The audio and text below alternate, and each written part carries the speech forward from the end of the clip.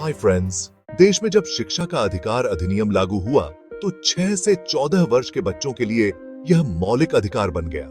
इसके अलावा शिक्षा क्षेत्र में सुधार लाने के लिए केंद्र और राज्य सरकारों द्वारा विभिन्न योजनाएं और कार्यक्रम चलाए जा रहे हैं। इसके बावजूद शिक्षा के क्षेत्र में चुनौतियों का अंबार लगा है तथा ऐसे उपायों की तलाश लगातार जारी रहती है जिनसे कि वो के क्षेत्र में क्रांतिकारी परिवर्तन लाए जा सके। मानव संसाधन के विकास का मूल शिक्षा है, जो देश के सामाजिक आर्थिक तंत्र के संतुलन में एक महत्वपूर्ण भूमिका निभाती है। समवर्ती सूची का विषय है शिक्षा। शिक्षकों की कमी। भारत में लगभग 1,20,000 एकल शिक्षक विद्यालय हैं, जिनमें से 89% ग्रामीण क्षेत्रों में हैं। महिला शिक्षकों की कमी। त्रिपुरा, असम, झारखंड और राजस्थान में सबसे कम महिला शिक्षक हैं। निजी क्षेत्र में शिक्षकों की वृद्धि 2013-14 में 21% से बढ़कर 2018-19 में 35% हो गई। डिजिटल अवसंरचना की कमी। ग्रामीण क्षेत्रों में कंप्यूटिंग डिवाइस की उपलब्धता मात्र 18% है।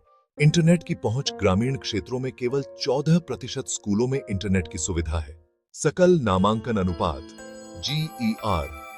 प्राथमिक विद्यालयों में GER 2001 के 81.6 से बढ़कर 2019-20 में 102.1 हो गया है। शिक्षा में असमानता जाति, वर्ग और लिंग के आधार पर शिक्षा में असमानता बनी हुई है। भाषाई बहिष्कार। स्थानीय भाषाओं में शिक्षा की कमी के कारण कई बच्चे शिक्षा से वंचित रह जाते हैं। शिक्षा का उद्देश्य।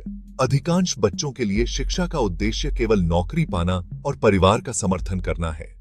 शिक्षा के लिए सरकारी नीतियां। विभिन्न सरकारी कार्यक्रमों के बावजूद शिक्षा में असमानता बनी हुई है। शिक्षकों का प्रशिक्षण। शिक्षकों को सूचना और संचार प्रौद्योगिकी का प्रशिक्षण प्रदान करना आवश्यक है। शिक्षकों की पेशेवर स्वायत्तता। शिक्षकों को अधिक पेशेवर स्वायत्तता देने की आवश्यकता है। शिक्षा में भौगोलिक असमानता। ग्रामीण और शहरी क्षेत्रों में शिक्षा की गुणवत्ता में बड़ा अंतर है। शिक्षा में सामाजिक असमानता। सामाजिक रूप से वंचित समूहों के बच्चों को समान अवसर नहीं मिलते। शिक्षा में सुधार की सिफारिशें। पूर्वोत्तर राज्यों, ग्रामीण क्षेत्रों और आकांक्षी जिलों में शिक्षकों की संख्या में वृद्धि और प्रदर्शन में सुधार की सिफारिशें की गई हैं। क्या किया जा सकता है? शिक्षा की गुणवत्ता को प्रभावित करने वाले कई कारक हैं। देश के शिक्षा संबंधी सभी अध्ययन और सर्वेक्षण इंगित करते हैं कि शिक्षा के साथ विद्यार्थियों का स्तर भी अपेक्षा से नीचे है। इसके लिए सीधे शिक्षकों को दोषी ठहरा दिया जाता है और इस वास्तविकता से आंखें मूंद ली जाती हैं कि विद्यालयों, महाविद्यालयों का बुनियादी ढांचा और शिक्षकों के प्रशिक्षण की व्यवस्था बेहद कमजोर है। यही समय है जब स्कूली शिक्षा की गुणवत्ता में सुधार के इस मुद्दे पर एक टीम इंडिया का गठन किया जाना चाहिए। इसके अलावा स्कूली शिक्षा में सुधार के लिए शिक्षण विधियों, प्रशिक्षण और परीक्षण की विधियों में भी सुधार करने की जरूरत है। अभी शिक्षण की विधियां राज्य स्तर से तय की जाती हैं, जिनमें कक्षागत शिक्षण कौशलों को या तो नकार दिया जाता है या उन्हें परिस्थितिजन्य मान लिया जाता है। शिक्षकों के अच्छे प्रशिक्षण के लिए प्रशिक्षण का दायित्व कर्तव्यनिष्ठ, योग्य और क्षमतावान प्रशिक्षकों को सौंपा जाना चाहिए।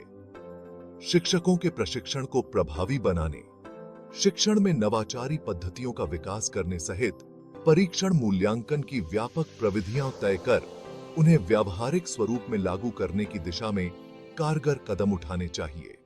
Thanks again for being part of our channel. We can't wait to see you in the next video. Until then, take care and stay awesome.